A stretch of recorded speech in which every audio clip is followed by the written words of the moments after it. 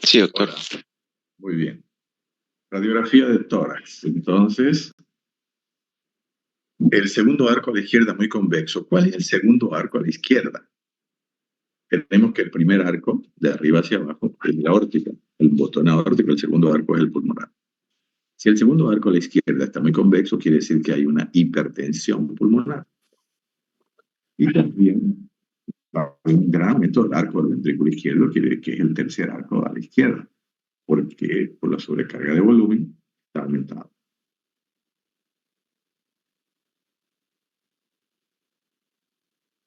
El electrocardiograma en la insuficiencia mitral es poco expresivo. Eh, Tiene las anormalidades que se denominan sobrecarga de volumen. Hipertrofia ventricular excéntrica y sobrecarga diastólica izquierda con onda Q ancha, R alta y T positiva puntiaguda en precordiales izquierda. P mitral si no hay fibrilación auricular. Entonces, eso es lo característico de la insuficiencia mitral, con aumento del volumen, con aumento del tamaño del ventrículo izquierdo, con sobrecarga de volumen. Q ancha, R alta y T positiva puntiaguda en precordiales izquierdas. Quiere decir en B5 y B6 y también en D1 y ABL. Cuando hay una contracción auricular normal, va a haber en el electro una P mitral, que es una P alargada y bimodal.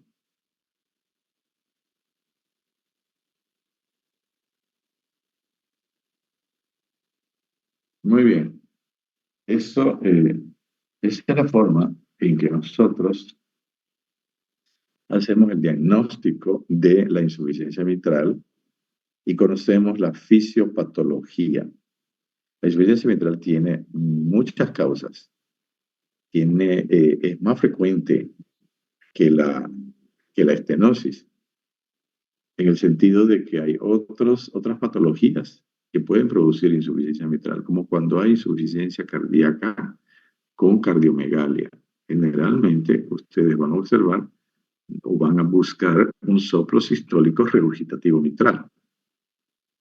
Y eso les va a demostrar de que hay una distensión del anillo mitral por aumento del tamaño del ventrículo izquierdo. Teniendo ya la fisiopatología conocida y haciendo el examen físico y confirmando los signos que se presentan y los síntomas, tenemos que ver el tratamiento. Y el tratamiento de la insuficiencia mitral es el recambio valvular también. La válvula mitral se debe cambiar por otra porque no hay forma ya de solucionar con medicación. Y por supuesto, se va a tratar la sintomatología, porque no se puede tratar la causa de forma con tratamiento médico. Se tiene que tratar entonces con cirugía, pero las complicaciones funcionales, como ser la insuficiencia cardíaca, que puede manifestarse, se la tiene que tratar como cualquier insuficiencia cardíaca, con el tratamiento que ustedes ya conocen en el primer tema. Se debe, por supuesto, hacer profilaxis también de la endocarditis infecciosa, porque toda válvula lesionada puede fácilmente infectarse con algún foco infeccioso de cualquier parte del organismo. Entonces, para evitar eso, cuando se produce, por ejemplo, extracciones dentarias, cuando se trabaja sobre o cuando hay patologías en los orificios naturales, tiene que hacerse tratamiento con antibióticos. Muy bien, vamos a seguir a pasar al otro tema.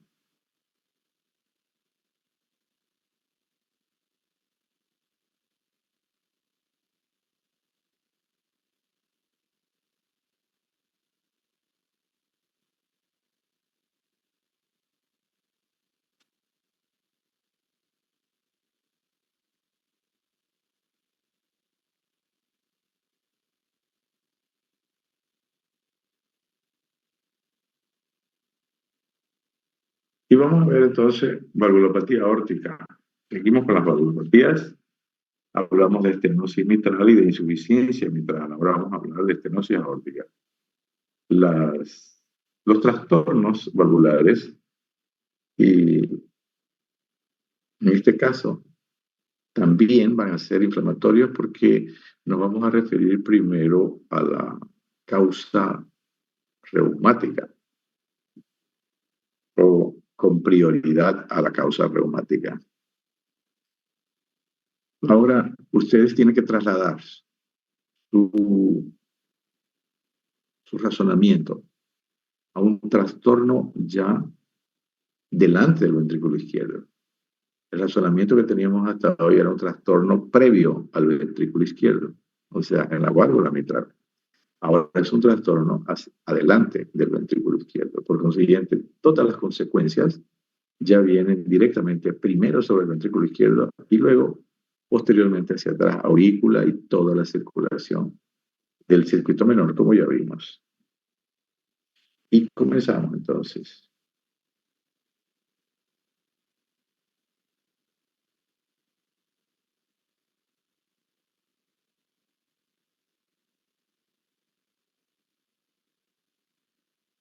En la estenosis aórtica tenemos diferentes tipos anatómicos.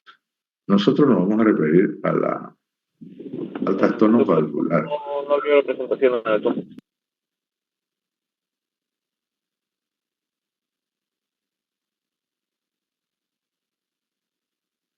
El tipo valvular, entonces, que es la más común, pero también congénitamente hay una estenosis aórtica subvalvular y una estenosis aórtica supravalvular. Esa no la vamos a tocar porque son congénitas. La etiología, entonces, origen reumático. La etiología congénita solamente vamos a hablar de, por su importancia y por su frecuencia, de la válvula aórtica bicúspide. Disculpe, doctor. ¿No se está No viendo? está. Sí, Sí, no no se está está. proyectando. Excuse me, sorry.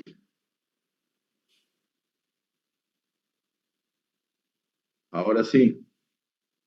Sí. Muy bien.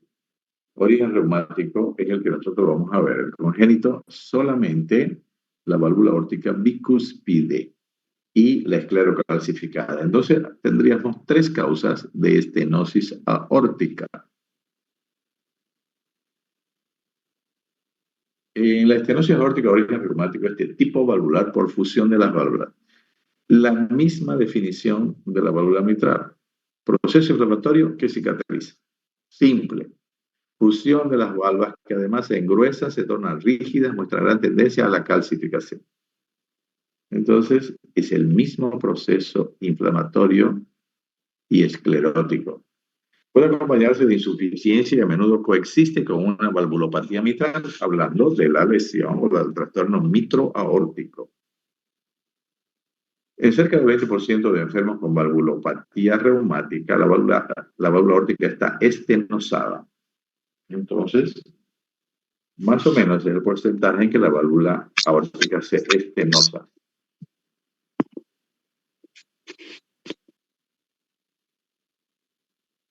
La lesión puede descubrirse con cualquier edad de la adolescencia a la vejez. Esto significa de que el proceso degenerativo o el proceso de la enfermedad dura bastante tiempo. Quiere decir entonces de que la persona puede convivir con su estenosis aórtica durante mucho tiempo. Y la estenosis aórtica, hablando de la estenosis aórtica, no solo reumática, no, por favor, hablando de la esclerótica, de la esclerocalcificada, ¿no? Porque si aparece una lesión reumática a corta edad, pues después de 20 años tiene que haber lesiones importantes como para que hayan síntomas y que se tomen las medidas de tratamiento adecuadas. La estenosis aórtica por calcificaciones extensas es entre los adultos la variedad más corriente. La esclerocalcificada, que es una característica común de casi todos los enfermos con estenosis aórtica calcificada,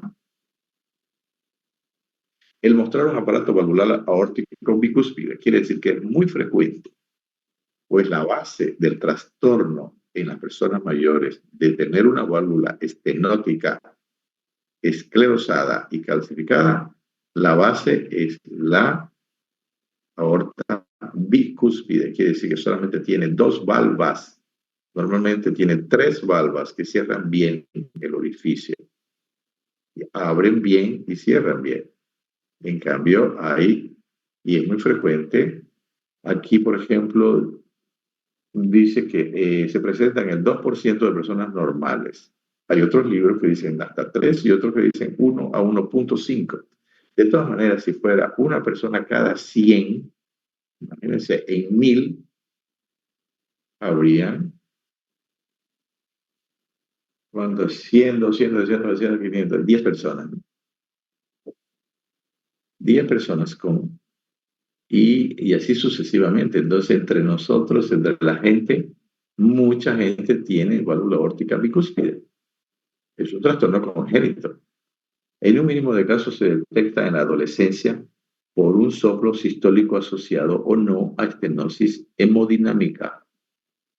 En la adolescencia se puede detectar, pero uno lo asocia, si tiene que haber un soplo, a un soplo inocente. Solamente el ecocardiograma nos daría el diagnóstico en estos casos. Pero como no hay síntomas o a veces la persona no acude al médico, no se hace el diagnóstico. Y progresa en muchos de ellos a estenosis calcificante del adulto o del anciano. Cuando no se hace diagnóstico previo y no se sabe, entonces con el tiempo va a llegar a ser una estenosis importante y se va a calcificar. En las formas congénitas no la vemos. La estenosis valvular asociada a válvula bicúspide solamente, ¿no? Como dijimos antes. La subvalvar no la vemos. Ni la supravalvar.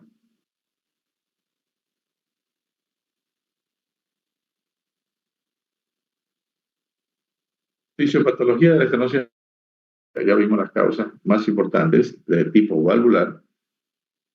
Y ahora, cuando el área valvular se reduce a un cuarto del área normal, surgen las siguientes consecuencias. Consecuencias de la estenosis aórtica. ¿Sobre qué primero? Sobre el ventrículo izquierdo.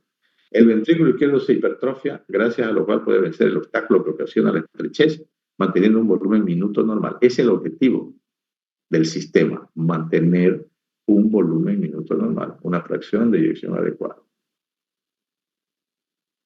Entonces, como dijimos cuando hablamos de insuficiencia cardíaca, inclusive sobrecargas de presión, causa hipertensión arterial, estenosis aórtica. Ahora ya estamos viendo en forma particular la estenosis aórtica.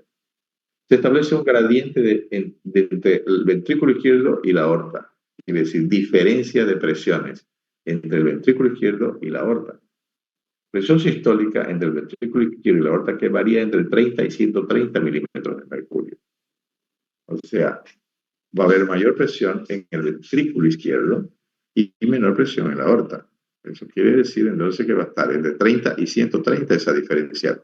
A medida de que empeora la estenosis, va a ser mayor la diferencial o el gradiente entre estas dos, vamos a llamarlas cavidades. ¿De qué depende esto? Del tamaño del orificio de salida, del tamaño de la obstrucción en la válvula aórtica, del flujo de sangre.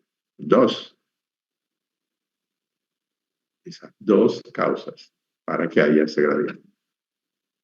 El volumen minuto solo claudica en fases muy avanzadas de la estenosis y entonces cuando se producen los siguientes síntomas.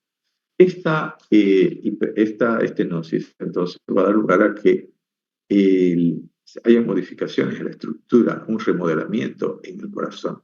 Y lo primero que va a suceder es que va a haber hipertrofia concéntrica, en este caso, para vencer esa resistencia.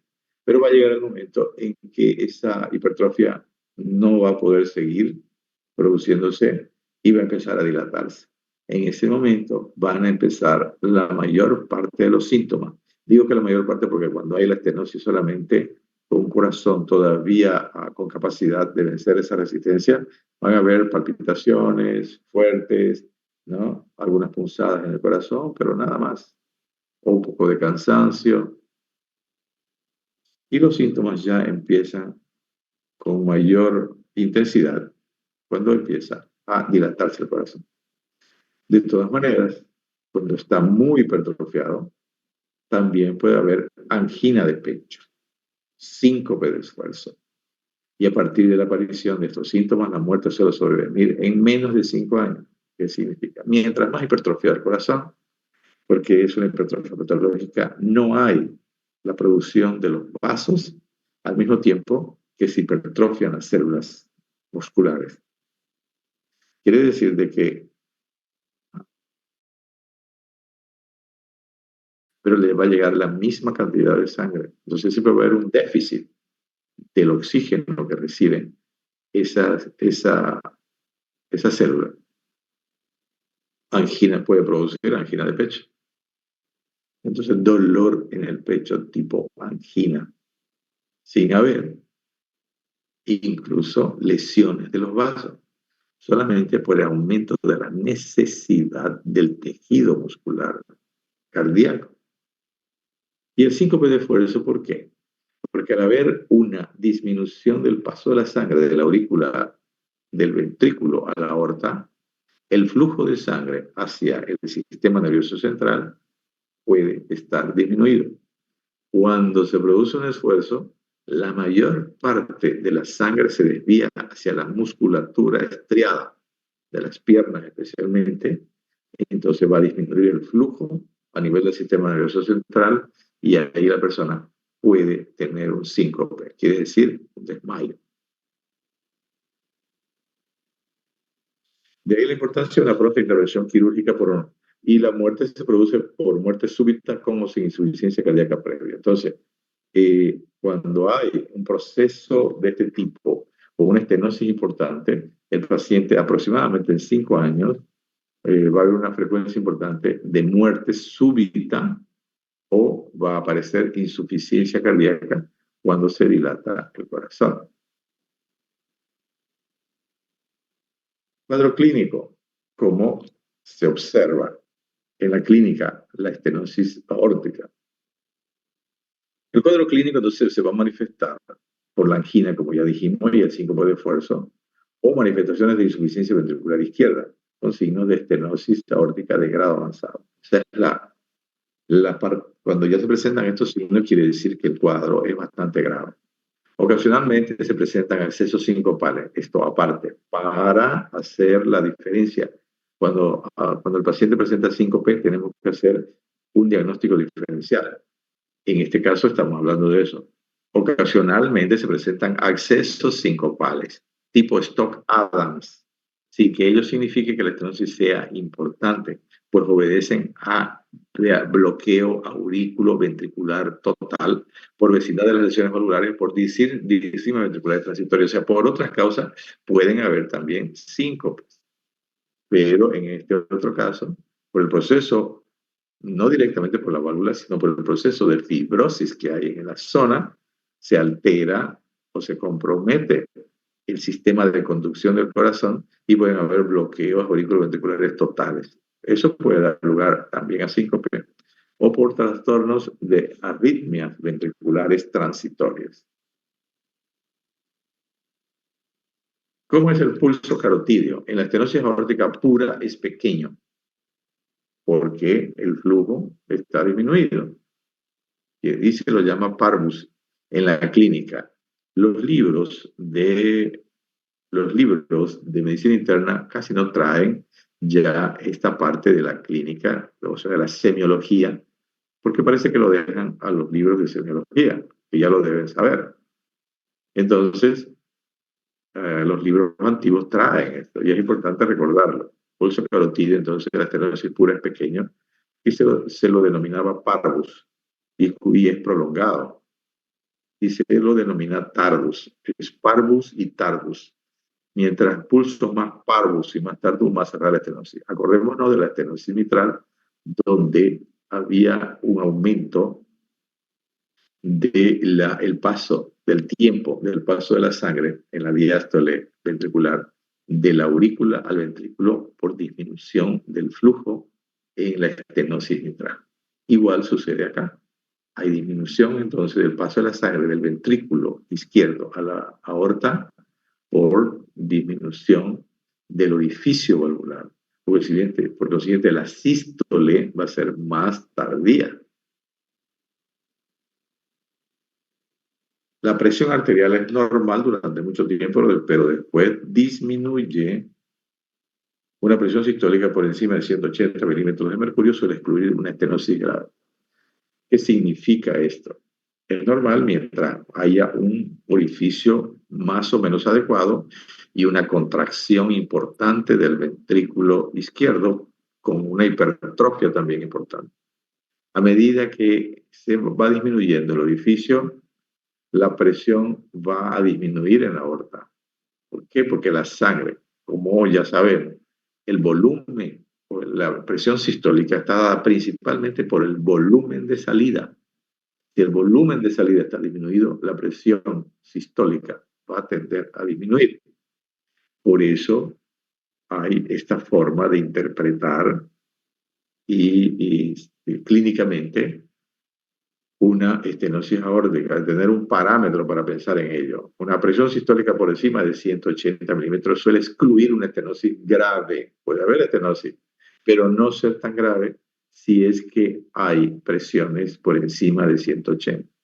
Porque quiere decir de que el volumen de sangre que está pasando por esa aorta, aunque esté estenosada, no es tan importante la estenosis, porque si no, la presión sistólica sería menor.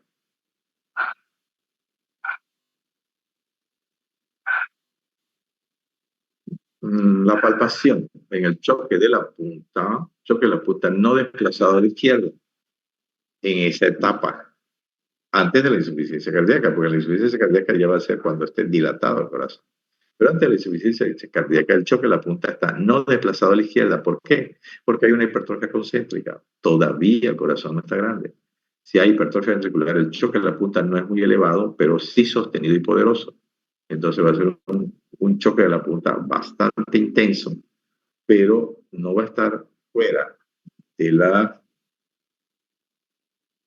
de los espacios que ya vimos donde está un corazón, choque de la punta, corazón normal, y choque de la punta desplazado cuando hay aumento del volumen del corazón, cuando está dilatado.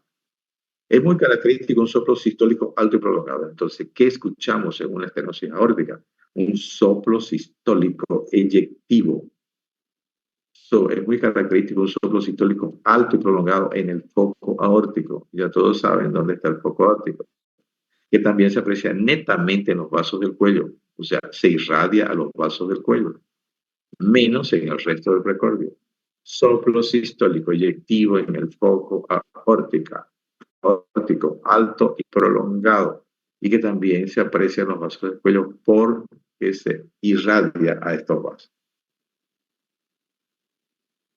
El soplo sistólico comienza después del primer ruido cardíaco tras breve intervalo. Primer ruido, cierre de las aurículos ventriculares. Apertura de las sigmoideas. Exceptuando casos terminales con bajo débito cardíaco, el soplo cuanto más alargado y al menos con intensidad 3 en 6, más cerrada la estenosis.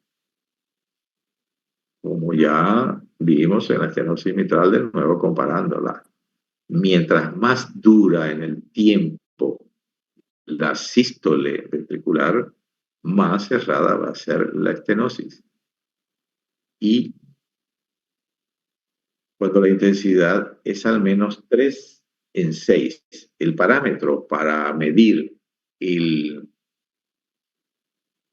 la intensidad del ruido, del soplo, en este caso, es 6 lo máximo.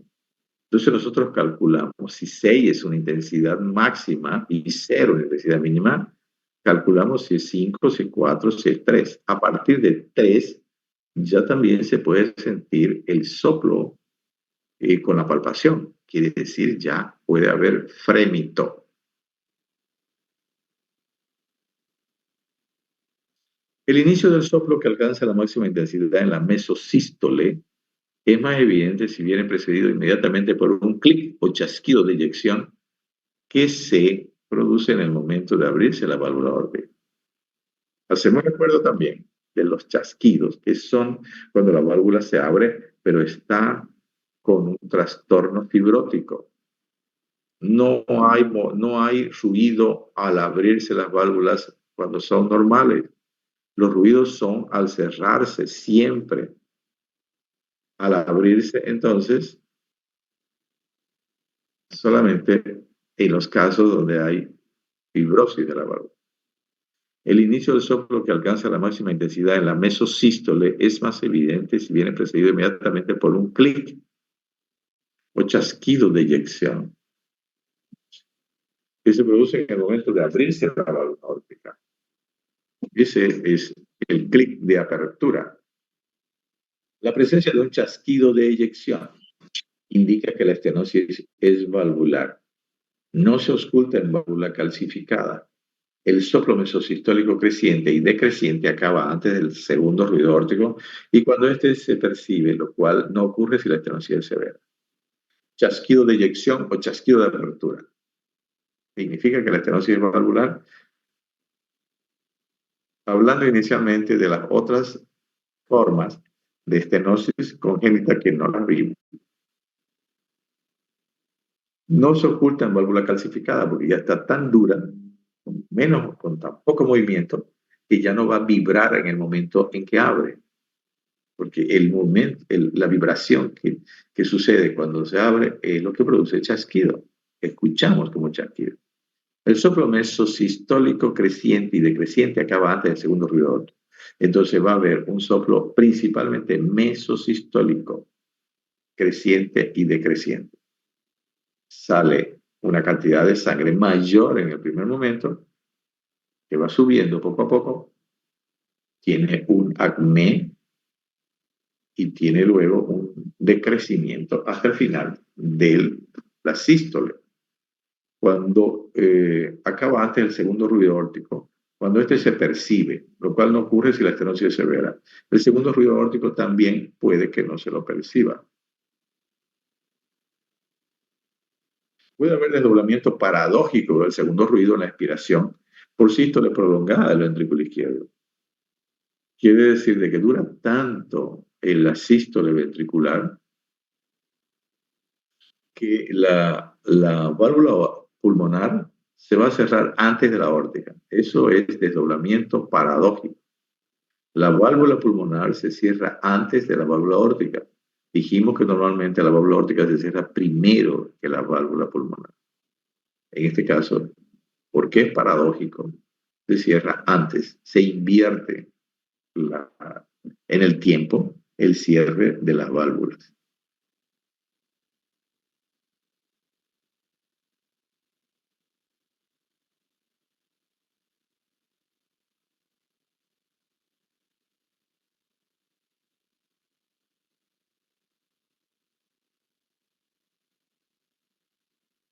El soplo sistólico de eyección por estenosis aórtica debe distinguirse de otros de eyección muy audibles en el foco aórtico. Esto es un diagnóstico diferencial. Cuando escuchamos un soplo en el foco aórtico, nosotros vamos a hacer diagnóstico de estenosis aórtica, básicamente. Y después vamos a ver si realmente hay una estenosis aórtica, como en este caso. Hacemos diferencial entonces con un soplo de eyección también muy audible en el foco aórtico y que se produce por aumento de la velocidad circulatoria. El aumento de la velocidad, por ejemplo, las embarazadas que tienen mayor volumen de sangre, en el sentido de que tienen mayor cantidad de líquido, se va a producir un soplo y que es un soplo inocente porque no tiene una patología cardíaca en sí, es solamente por una dilución de la sangre. No en todas, por supuesto, algunas pueden tener algún problema, ¿no? Pero siempre que escuchamos un soplo en el foco aórtico vamos a decir que es una estenosis, hasta ver realmente si hay una estenosis valvular o supravalvar o infravalvar. Pero en este caso, nosotros vamos a ver también soplos cuando hay una velocidad aumentada de la sangre. Se puede producir en los niños también, un soplo inocente, en los adolescentes. Se produce por aumento de la velocidad circulatoria y también cuando la aorta está dilatada o cuando hay un ateroma a la salida, ¿no?, en la aorta después de la válvula. Y en general son más suaves, menos intensos y el pulso es saltón. Significa que hay un gran volumen de sangre, un normal volumen de sangre o aumentado quizás un poco el volumen de sangre, por consiguiente tenemos una presión sistólica normal o quizás un poquito aumentada. Y es no pequeño y lento como la estenosis aórtica verdadera. Esa es una forma de diferenciarlo. Además, el segundo ruido, al contrario del estenótico, no está disminuido. ¿Por qué? Porque la válvula se va a cerrar bien y se va a cerrar en el momento en que debe cerrarse. Son signos para hacerla diferenciar entre los tipos de soplo sistólico. Cuando el soplo sistólico aórtico es más intenso en la punta, plantea problemas diagnósticos como el soplo de insuficiencia mitral. Como ya dijimos al principio, cuando hay lesión mitroaórtica y, por ejemplo, hay una insuficiencia mitral y una estenosis aórtica, los soplos se producen al mismo tiempo. Y como el soplo de la aorta se irradia más que el de la mitral, no puede ser confundido. Si la estenosis aórtica se acompaña de insuficiencia con rehabilitación, existe un doble soplo sistólico y diastólico como en la mitral. Las lesiones mixtas que dan clínicamente soplo sistólico y soplo diastólico. En estos casos también reciben el nombre de doble lesión, en este caso doble lesión aórtica, o si no, también reciben el nombre de enfermedad valvular, en este caso aórtica. Por consiguiente, van a haber dos soplos, un soplo sistólico y un soplo diastólico. La presencia de un cuarto ruido, indicativo de hipertrofia ventricular izquierda, ya saben, un trastorno diastólico, disfunción diastólica, la presencia de un cuarto ruido cardíaco indicativo de hipertrofia ventricular izquierda, la ausencia del componente aórtico del segundo ruido, quiere decir de que no se está cerrando como debe ser, y un soplo aórtico alargado que casi alcanza el segundo ruido pulmonar. Son tres signos ocultatorios que si están presentes, notan que la estenosis es severa. Cuarto ruido. Disminución de la intensidad del componente aórtico del segundo ruido. Y un soplo aórtico alargado. Tres signos que si están presentes, denotan que la estenosis es severa. La presión venosa es normal si no hay insuficiencia ventricular derecha. Secundaria a hipertensión pulmonar. Entonces, la presión venosa, mientras el ventrículo derecho no colapse, se va a mantener normal si no hay insuficiencia ventricular derecha, dicen. Secundaria a hipertensión pulmonar. Generalmente, la sobrecarga del ventrículo derecho es por trastornos pulmonares que pueden ser primarios, como por ejemplo en una fibrosis pulmonar, en una tuberculosis, en un asma bronquial, en un enfisema pulmonar, o por un trastorno del lado izquierdo que va a producir una sobrecarga de volumen en el pulmón y una presión alta que va a ocasionar trastornos en el ventrículo derecho. ¿Cómo son los exámenes complementarios en la estenosis aórtica? El electrocardiograma. En los casos con moderada hipertrofia, muestra el modelo de hipertrofia y sobrecarga ventricular izquierda, puede haber estenosis aórtica severa con electrocardiograma que no muestra hipertrofia. El electrocardiograma no es 100% sensible. Hay situaciones donde el electrocardiograma no muestra las alteraciones que tiene el corazón. Entonces, tiene sus limitaciones. Por eso es que en cardiología no solamente se basa la confirmación de un diagnóstico en el electrocardiograma. Siempre se debe hacer por lo menos electrocardiograma y rayos X de tórax. Y ahora ya también, en lo posible, hacer un ecocardiograma para confirmar el diagnóstico. Entonces, en el electrocardiograma también va a haber una tendencia, cuando hay hipertrofia, a un complejo QRS, especialmente la R, bastante amplio, alto, una T que puede ser que puede ser alta también, positiva, pero la mayor parte de las veces eso es más de sobrecarga diastólica, o cuando hay sobrecarga de volumen. Pero cuando hay más hipertrofia, hay un ST descendente con T negativa asimétrica. Si fuera simétrica, es más que todo, con probabilidad, un trastorno isquémico. La presencia de fibrilación puede denotar enfermedad mitral concomitante.